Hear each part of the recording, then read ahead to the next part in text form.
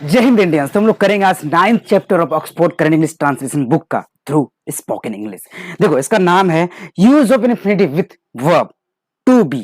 देखो to be अगर जब भी लिखा हुआ है, जब भी आपको ना स्ट्रक्चर में अगर बी लिखा हुआ है ना, जैसे मान लो सब्जेक्ट लिखा हुआ है, बी लिखा हुआ है, प्लस टू लिखा हुआ है, प्लस यहाँ भवन लिखा हुआ है, तो यहाँ पे जो बी का मतलब जानते क्या होता है? जैसे इज हेल्पिंग वर्ब कह लो आप इसे, helping verb is am are was were shall will. तो जनरली सेल बी या विल भी कह लो आप। देखो जनरली ना इसका यूज होता है, बी का मतलब होता है ये।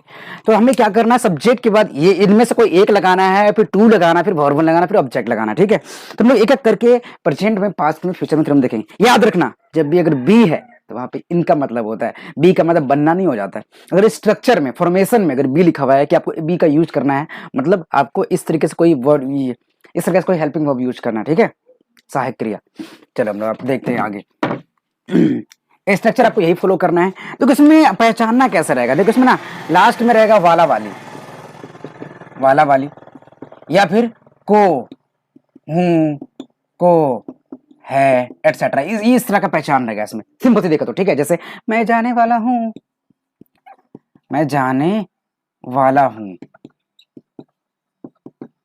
मैं जाने को हूं।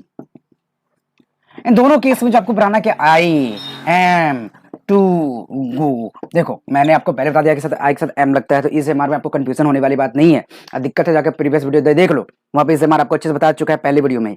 तो आई एम टू गो, मैं जाने को हूँ, मैं जाने वाला हूं, दोनों केस में यही होगा। क्या है? सब्जेक्ट है तो सब्जेक्ट आई है यहाँ पे। बी का मतलब यहाँ पे आई के साथ क्या लगेगा? एम लगेगा, तो एम लगा देंगे हम। और टू तो लगेगा ही, और भवन लगेगा। भवन जो वर्ब का वास्तविक रूप होता है। वर्ब किसे कहते हैं? Doing word is called verb. करना, दौड़ना, सोना, मरना, जीना, खेलना, कूदना, उछलना, पादना, ये सब क्या हो गया? वर्ब हो गया। ठीक है, नाना नहीं रहता लास्ट में वर्ब के।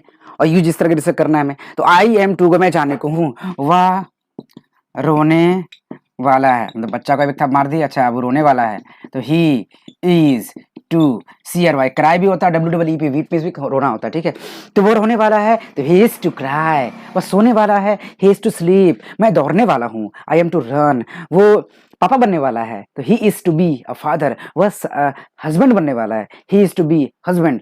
वह मरने वाला है, ही इज टू डाई। आप लोग आने वाले हैं, यू आर टू कम। आप लोग जाने वाले हैं, यू आर टू गो। मैं पटना जाने को हूँ, I am to go to Patna. Go के बाद टू लगता है तो I am go to Patna. वह बर्फ बेचने को है, he is to sell ice creams. ठीक है, वे लोग सुबह उठने को हैं, they are to wake up in the morning. Train खुलने को है, the train is to start. Train खुलने को है तो इसका क्या होगा? The train. तो किसी खास ट्रेन के बारे में बात कर रहे हैं वहां पे, the train is to start. ठीक है, खुलना का स्टार्ट होता है। ठीक है, the train is to start. तो इस तरीके से होता है प्रेजेंट में। अगर ऐसा क्वेश्चन है तो सिंपल सा क्वेश्चन में आगे कर देंगे। क्या ट्रेन खुलने वाला है? तो क्या हो जाएगा? Is the train to start. क्या ट्रेन खुलने वाला है? तो is train to start, is a train to start. क्या मैं जाने को हूं? तो यहाँ पे एम पहले हो जाएगा, एम आई टू गो। क्या मैं जाने को हूं? Am I to go. क्या वह आने को है? Is he to come, is he to come. इस तरीके से आप ना कर लेना अच्छे से। तो you have not to feel same at all. हमेशा अच्छे से मेहनत करो। Are you to be a father. क्या तुम एक पापा बनने वाले हो? ठीक है, yes I am to be a father. ठीक है, मैं पापा बनने वाला हूँ, बिकॉज माई वाइफ। छोड़ो, मतलब छोड़ो, अब आगे समझ जाना। हाँ ठीक है, तो yes I am to be a father. क्या वह घर आने को है? Is he to come home, come to home. क्या वो पापा नहीं बनने को है? तो उसको नहीं बोलना है, तो no I am not to be a father because I am not married. Simple से बोल देंगे, ज्यादा शर्माना नहीं है। नो में कैसे बोलोगे इसका ही आंसर? देखो नो आई एम के एम प्लस नोट जानते क्या होता है? अरेंट होता है, याद रखना, अरेंट होता है। No I am not to be a father. आप याद रखना कि एम प्लस नोट जो है ना, अरेंट होता है। Don't need to get confuse, okay. एमेंट मत कर देना। तो I arrange to be a father. देखो स्पोकन में आप खासकर इस प्लस नोट एजेंट कर दो, आर प्लस नोट अरेंज कर दो, एम प्लस नोट एमेंट कर दो। अब शॉर्टकट यूज करना पड़ता है, समझ गए ना? इस तरीके से काम करना पड़ता है, शॉर्ट यूज करना पड़ता है स्पोकन इंग्लिश में। तो ज्यादा घबराने की जरूरत नहीं है, आपको बस शॉर्ट लॉन्ग करना है स्पोकन में, ठीक है। क्वेश्चन बन गया, तुम क्या करने को हो या तुम कहाँ जाने को हो। देखो तुम क्या करने को है तो व्हाट, देखो यू मिस तुम होता है तो यू के साथ आर लगता है तो व्हाट आर यू, तो what are you to do, इसका हिंदी क्या होगा, तुम क्या करने को हो, क्या तुम क्या करने को हो या क्या करने वाले हो, ठीक है, वाले हो, दोनों में से कोई भी होगा तो तुम क्या करने वाले हो। तो आई एम टू मैरी, मैं शादी करने वाला हूँ, मैं शादी करने वाला हूँ। शादी वो लड्डू है जो खाए वो पछता है, जो ना खाए वही पछता है, तब खा के ही पछताओ। तो आई एम टू मैरी, मैं शादी करने वाला हूँ। कोई पूछेगा where are to go, where are you to go, तुम कहाँ जाने को हो या तुम कहाँ जाने वाले हो, तुम कहाँ जाने वाले हो, ठीक है। तो क्वेश्चन में हो गया, तो आंसर आप क्या करोगे, आई एम टू गो, जब गो पैटर्न टू लगता है आप किस तरफ जा रहे हो, तो I am to go to laws house, LAWS laws HOUSE laws house में ससुराल, मैं ससुराल जाने वाला हूँ। क्या होगा, मैं ससुराल जाने वाला हूँ, सिंपल सा हम कर लेंगे ऐसे करके, मैं ससुराल जाने वाला हूँ, ठीक है, इस तरीके से कर लोगे। अब कहाँ जाने वाले हो, जहाँ जाने वाले बता देना इस तरीके से, ये हो गया प्रेजेंट में। अब वाज वेयर में भी खास नहीं है, इजी है, सेम तरीके से वहां पे था थी रहेगा।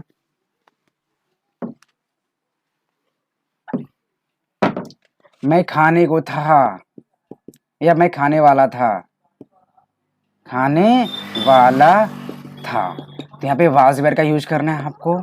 जब आपको ये पता ना चाहिए कि आई के साथ वॉज लगता है, आप जाके पहले देख लेना, वाज वेयर बता दिया सेकंड वीडियो में। आई वाज टू गो क्या है, जाने खाने वाला है ना, तो आई वाज टू ईट हो जाएगा, मैं खाने वाला था, वह मरने वाला था, he was to die, but मैंने उसे बता दिया, बट आई सेव्ड हिम। वे लोग आने वाले थे बट नहीं आए, तो दे वर, WER, वेयर को वर बोलते हैं, ठीक है, were to come, is too hot, is too hot का मतलब गर्मी, इज टू हॉट मतलब गर्मी बहुत है। जैसे देखो IT it is too hot, तो इसको हम ऐसे लिख सकते हैं, इट्स टू हॉट, हिंदी होता है गर्मी बहुत है। अब इट क्यों लगा, क्योंकि सब्जेक्ट नहीं पे इट लगता है, आगे जब हम इट काट दिया जो बताएंगे इस चैप्टर इस बुक में है, तो वहां पे आपको डिटेल में समझाएंगे।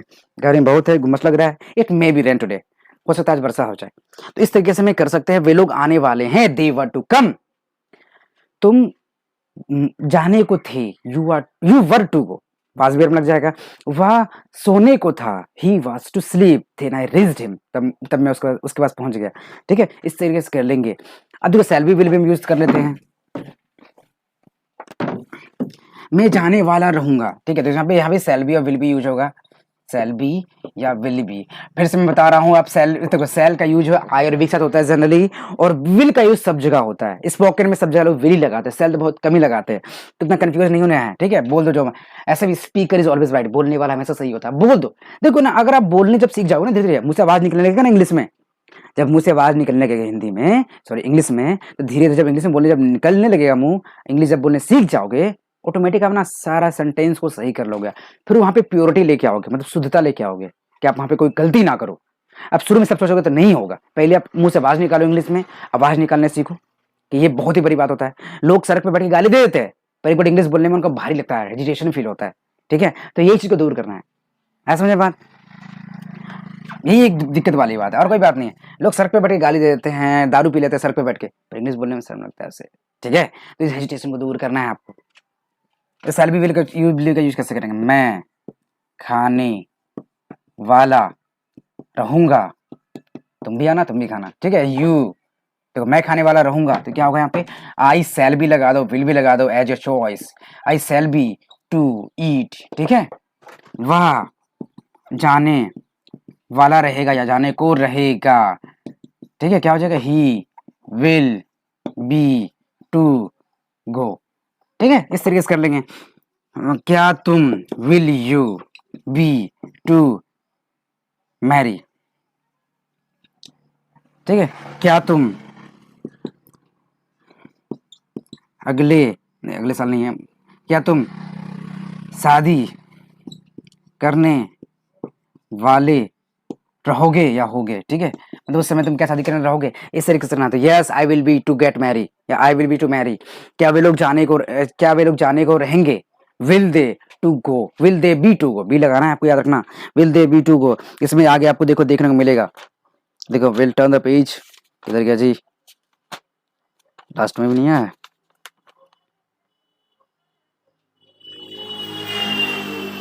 कट कर देंगे थोड़ा सा,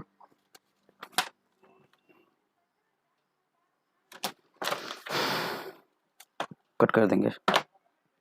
राम क्यों नहीं विद्यालय जाने को है, वाई राम, देखो इसमें क्या हो जाएगा, why will Ram not be to go to school.